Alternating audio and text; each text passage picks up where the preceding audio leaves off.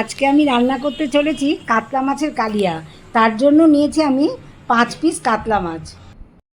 সবাই আমার সঙ্গে থাকুন, দেখুন আমি কি করে মাছটা রান্না করছি। আমি মাছটা আগেই ভেজে রেখে দিয়েছিলাম। প্রথমে কড়াতে আমি তেল দিলাম। আমি আলু ভাজাটা করব, তার জন্য আমি একটু গোটা জিরে দিয়ে দিলাম। দিচ্ছি আমি আলুটা, আর দেবো একটু হলুদের গুঁড়ো। আলুগুলো ভেজে আমি একটু চাপা দিয়ে রাখলাম। এবার আমি আলু ভাজাটাকে তুলে নিচ্ছি কড়া থেকে। প্রথমে দিচ্ছি আমি 3টে তেজপাতা, তারপরে দিচ্ছি আমি একটা শুকনো লঙ্কা গোটা, তারপরে দিচ্ছি এলাচ আর দারচিনি। এবার আমি পেঁয়াজটা দিলাম, কাঁচা পেঁয়াজটা ভাজা করবার জন্য একটু ভেজে নেব পেঁয়াজটাকে। আমার পেঁয়াজটা লাল করে ভাজা হয়ে গেছে। এবারে আমি দেবো টমেটোটার মধ্যে আমি একটুখানি নুন দিয়ে দিলাম। টমেটোটা মজে যাবে। এবার আমার টমেটোটা দেওয়া হয়ে গেছে, আমি দিচ্ছি এর সাথে পেঁয়াজ বাটাটা দিয়ে আমি একটু কষিয়ে নেব।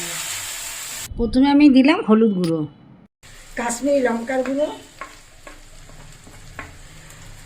জিরে গুঁড়ো,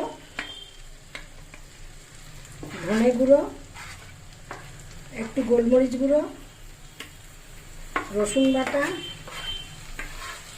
আদা বাটা, আর দিচ্ছে একটু নুন আর চিনি। এবার আমি কিছুক্ষণ মশলাগুলোকে কষিয়ে নেব। আমি দিচ্ছি একটু হিং।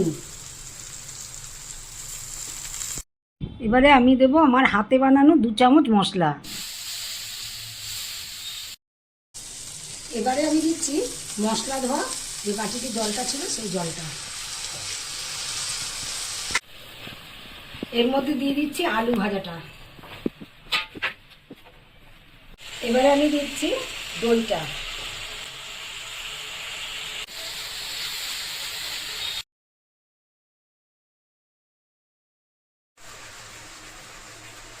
এবার আমি মাছের মধ্যে দিচ্ছি, এই তরকারির মধ্যে দিচ্ছি এবার জল একটু, যতটুকু প্রয়োজন ততটুকু আমি দেবো। এবার আমার মাছের ঝোলটা ফুটে গেছে, হ্যাঁ না তরকারির ঝোলটা ফুটে গেছে। এর মধ্যে আমি মাছটাকে দিয়ে দিচ্ছি।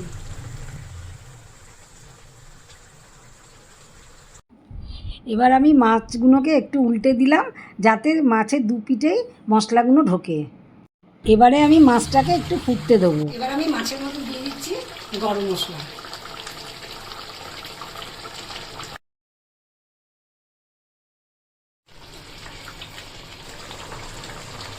আমার রান্নাটা এবারে শেষ হয়ে গেল। হ্যাঁ, আমি এবারে ঢাকনা দিয়ে গ্যাসটাকে বন্ধ করে দিচ্ছি। আর আমার রান্নাটা যদি ভালো লেগে থাকে তাহলে একটা লাইক আর সাবস্ক্রাইব করে দিন।